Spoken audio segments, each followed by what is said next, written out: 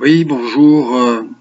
Je reviens sur l'affaire des 2 milliards de dollars entre le Togo et le Niger. Donc, il y a une plainte contre les autorités togolaises au plus haut sommet de l'État, c'est-à-dire au niveau de Faure Gnassingbé. Alors, la plainte n'est pas contre Faure Gnassingbé, mais il est aussi impliqué puisque tout son cabinet de la présidence ses plus proches collaborateurs sont trempés dans cette affaire. Il y a quand même plus de 2 milliards en jeu de dollars, pas de CFA. Donc une plainte contre les autorités togolaises pour faux et usage de faux minimum, abus de confiance vis-à-vis des autorités nigériennes via la société d'État de pétrole qui s'appelle Sonidep. Donc voilà, l'affaire est tellement grave, c'est que dans cette affaire, j'ai déjà parlé lors de la première vidéo du ministre des Affaires des droits de l'homme du Haut-Togo, Christian Trimua, qui lui-même est impliqué dans une ténébreuse, terrible affaire qui est remontée jusqu'à l'ONU à Genève sur des assassinats de jeunes filles et de boucheries, puisque, comment dirais-je, des organes vitaux ont été découpés. Enfin bon, c'est macabre. On a affaire à du trafic d'organes sûrement, ou à des rites sataniques qui sont très très en vogue depuis des décennies, puisque le père de Faure Gnassingbé, Yadema, faisait pareil, venir des sorciers de toute la planète, faisait faire des rituels, des sacrifices même humains, etc. Donc voilà, par exemple, comme il avait des lions, alors je sais pas si c'était à Lomé, mais plutôt là-bas au nord, peut-être justement à Kara, et il jetait vivant, on disait des shoemakers, c'est des laveurs de chaussures ghanéens à l'époque, puisque la résistance armée était basée au Ghana du temps du héros disparu Gigi Rawlings. Voilà, donc je reviens à cette affaire d'escroquerie dont on a ouï dire qu'il va prendre une ampleur intergalactique, si je puis dire. Donc voilà, c'est donc cette affaire avec la Sonidep, qui est la société d'État des hydrocarbures au Niger. C'était suite justement à l'installation d'un pipeline domestique, un pipeline pétrolier entre les villes de Zinder, Niamey, la capitale, et Torodi. Donc voilà, c'est plus de 1000 kilomètres. Et donc, il y avait un budget et une ligne de crédit de plus de 6 milliards de dollars. Mais ce projet-là même, était autour de 2 milliards de dollars. Donc, faux et usage de faux par les autorités togolaises, et abus de confiance et encore d'autres critères. Mais on va dérouler gentiment. Et donc, je disais qu'il y a aussi impliqué là-dedans, imaginez-vous, le chef d'état-major des FAT,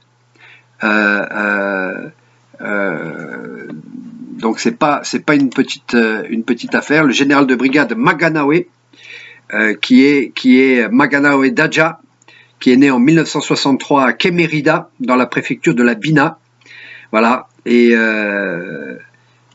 ce chef d'état-major donc est impliqué aussi. La plainte n'est pas contre lui, mais ils sont tous au courant, jusqu'à Faure Gnassingbé, de tout cela, et personne ne bouge. Voilà. Donc c'est pour vous dire que le climat des affaires, et alors c'est évident que pour les droits de l'homme, le Togo, c'est l'un des derniers pays sur la planète. C'est le dernier. Mais alors pour les affaires, si vous êtes quelqu'un, un businessman ou une businesswoman, valeureuse, qui est voilà, que c'est pas un bandit, vous n'êtes pas là pour faire des trafics, mais surtout pas le Togo, c'est surtout pas le Togo. Vous allez revenir sans chaussettes et sans pantalon, hein, ou sans jupe. Au Togo, c'est pas la peine, c'est la jungle là-bas, mais vraiment la jungle. Ce sont des barbares, ceux qui sont au sommet de l'État et tous ces. Pour vous dire, donc chef d'état-major général des armées togolaises, le général Maganawe est trempé dans cette affaire. La députée Tsegan, hein, très connue pour comment dirais-je, ouvrir les cuisses au dictateur et d'être très très proche de celui-ci, est trempée dans cette affaire. Et pour vous dire que la demanderesse, qui est d'origine nigérienne, a pris une avocate togolaise, hein, et je reviendrai vers cette personne, et elle aussi, elle est impliquée et elle est dans la plainte, hein, c'est-à-dire que elle est dans cette escroquerie. Donc celle qui devait défendre devant les tribunaux togolais, cette avocate est aussi citée dans la plainte de la plaignante qui est nigérienne. Donc voilà, je voulais vous dire, c'est une affaire incroyable, et il y a un troisième pays, puisqu'il y a bien un financement, et donc c'est pas le Togo. Le Togo, comment dirais-je, les autorités, ce sont des voleurs, des assassins et des voleurs. Voilà, c'est pour vous dire, ils sont très bien. Ils financent avec des conseils aux États-Unis, en France, pour polir leur image à l'international avec l'autre, la Dracula Ducet, le ministre des Affaires étrangères. Mais tout ça, c'est du pipeau. Tout ça, c'est du pipeau. Sous le vernis, c'est le pu complet. Hein? Donc voilà, je voulais vous signifier que pour faire des affaires au Togo, c'est niet. C'est niet.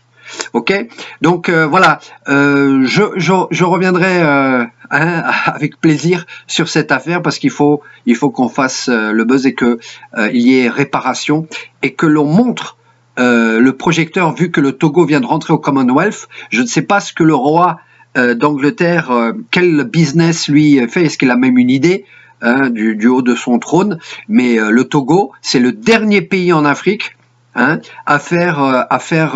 n'allez pas faire du business là-bas. Hein. Les carottes sont cuites. Sauf si vous êtes de la mafia, bah allez-y, ça finira avec des pistolets, comment dirais-je, des balles, ou alors vous ferez égorger, parce que là-bas ils égorgent, hein, ils ont pas de problème.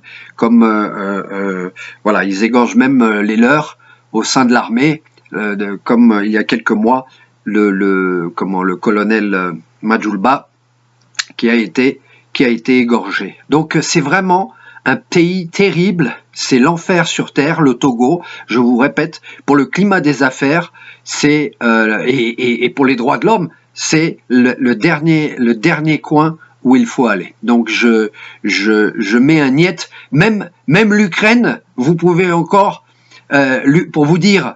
Là-bas aussi, c'est le pays de tous les trafics, mais même vaut mieux encore en Ukraine aller faire des affaires, pas parce que c'est l'Europe ou je ne sais quoi, mais encore il y a des institutions, mais au Togo, zéro institution. Enfin, elles existent, mais voilà, c'est la loi du plus fort.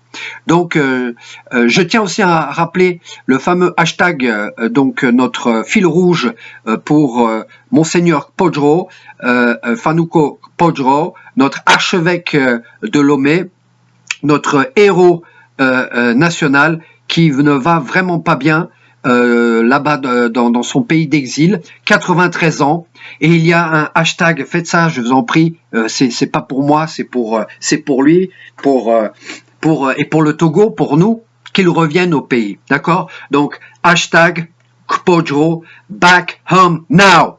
Kpodro, back home now! Kpodro, back home now!